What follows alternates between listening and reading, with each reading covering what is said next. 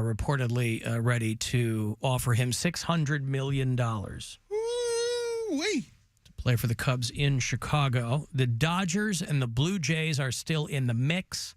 I don't know if anybody is going to be able to top that offer. So we'll see what happens. I mean, the Yankees could. They might swoop in there. Maybe, yeah. I mean, even the Angels would, because he's worth it. But I don't know that they've got that kind of money. Do they? The Angels? I mean, they'll make that much money because he's such an international sensation. Yeah. It's worth having. Well, he's already received multiple offers over $500 million. So obviously, he'll get paid a lot. Now, here's the downside to this. And this is where trying to age well and take care of yourself comes into play, because this is going to be a very strangely structured deal.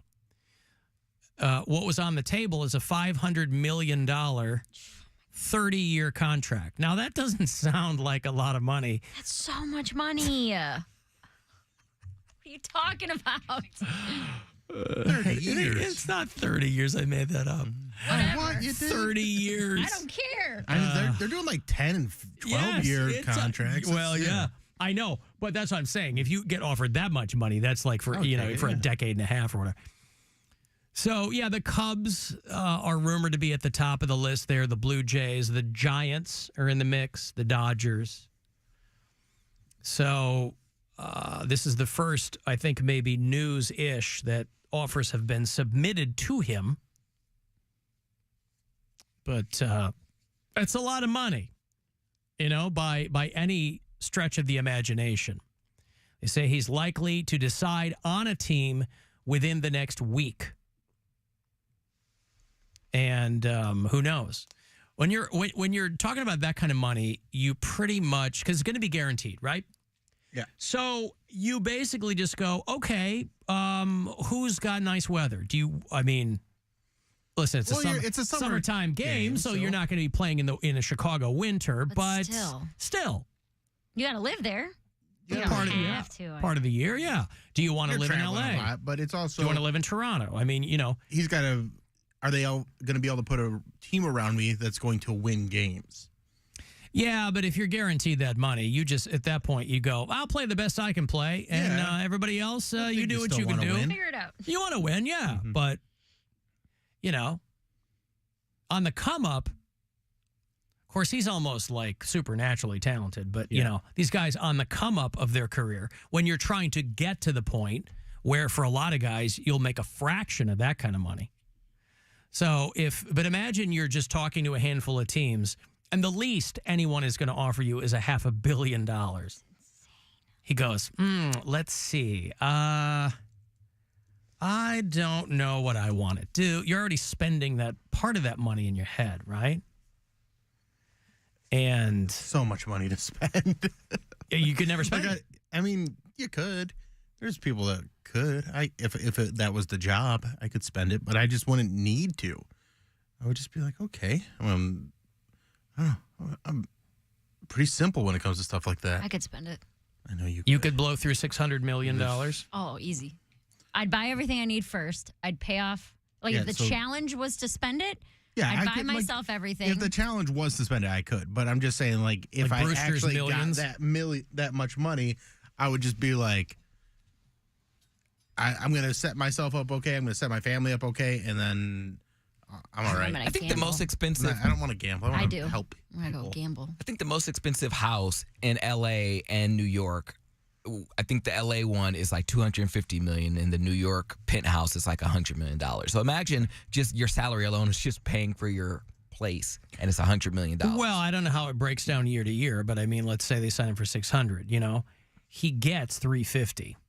Pretty much. Up front. So, not up front, but over the course of his contract, he would be taking home about $350 million. Oh, man. Look how much taxes took out of my check. Right? Stupid. You got to hit a lot of home runs so you can write off those baseballs. Well, yeah, but that most expensive house in L.A., they really had to cut the price on that, too, because they couldn't sell it to anybody. It's like sultans and stuff that like want to have a house here. They buy it because they have like billions and billions of dollars and they have nothing to do with this. So they're like, let's buy real estate. Who was the dude that might have been the big mega mansion flop in LA? Was that dude Gigi Hadid's dad or whatever? He built this massive house in Los Angeles specifically to sell it, but they were going to try to sell it for like $400 million. People are like, what are you, insane? Like, who's going to buy that? It's like 200 in California, where an earthquake could, knock the whole thing out. It was like out. Bel Air, Beverly Hills, something like that. Like the most exclusive. In Bel Air, yeah, the house had like its own parking lot out front. Like a Walmart parking lot. I think it had a parking lot, but there was a parking garage underneath. So you drive your car underneath this little thing and it elevates your car down, so it had a car elevator to get up to the street level. You hear that, Alan? It elevates your car down, lowers your car down. I speak pound cake. I know what he's saying. You knew what he meant. Yeah, I get it. It de-escalates your car down. Yeah, we're gonna rise up to the bottom. Started from the bottom, now I'm here in my driveway of the most expensive house in the United States. Yeah, so, whatever. Shohei Ohtani, if he ends up going to the Chicago Cubs, that'll make a lot of my friends happy. I don't care. I'm a White Sox fan. Come on, Guardians. Make a move. Yeah. Just get rid of all your other players and just have him play all the positions. He can do it. He can be line drive Peter, or the independent fielder. Independent fielder. At that level, you can make your own position. I was reading about a woman who won the lottery in Massachusetts 20 years after she won the first time. What? So She's still playing. Some people have no luck. You never stop playing. Because what's the downside to that? And maybe she blew through it. I don't know. 20 years ago, she won $1 million, and she just won $25 million in the Massachusetts State Lottery. A woman named Desiree Fortini Kraft. Because when you have that much money, you have to have a hyphenated surname. Mary, weren't you supposed to win the lottery or something? I'm always supposed to win the lottery. I thought you were. I haven't gambled that COVID lottery. I haven't gambled in 61 days. Yeah, the Vax-A-Million. You said you were I going was to win that. supposed to, but didn't stupid DeWine didn't get the memo. It's not my fault. Stupid DeWine doesn't get a lot of memos. She spent $50 on a scratcher, and it won $25 million. She opted for the one-time payment of $16.25 million. Good for her. 20 years ago, in 2006, she won $1 million. After this most recent win, she decided to hide the ticket, took a vacation to Aruba, came back, and claimed the money. Why not claim it right away? Have to hide it first. Well, she went on vacation. Maybe get her affairs in order. She'd already been through it once before, and this is a much bigger prize than the first time around. She and her fiance, imagine being this guy. What a come up. Yeah, they're engaged, and she hits the lottery again. They plan on having a really good Christmas in Aruba, they say. You think? Yeah.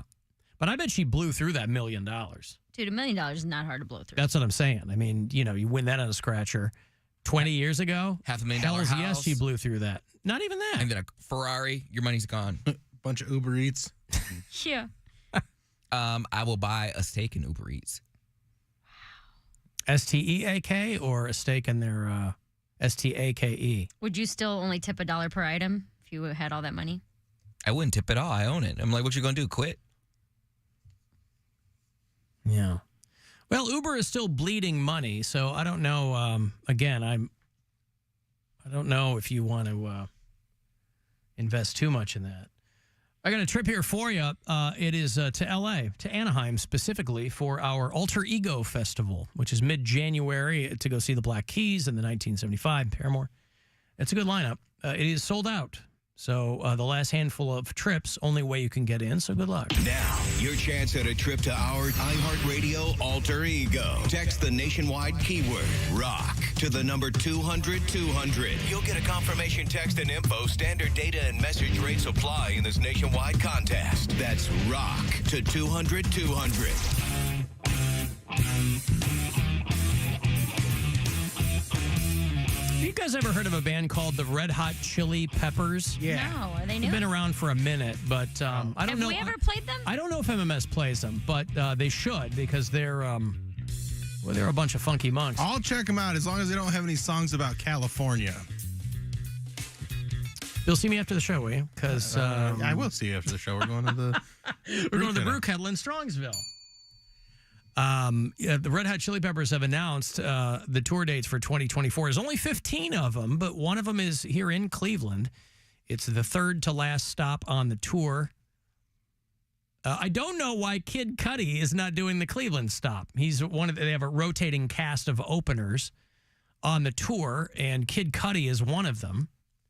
But he's not doing the Cleveland stop. I mean, I know everybody's got their independent schedules and things, but I thought maybe it would go that way. We're going to get Shinkuti and Egypt 80 and Iron Tom, whoever the hell they are.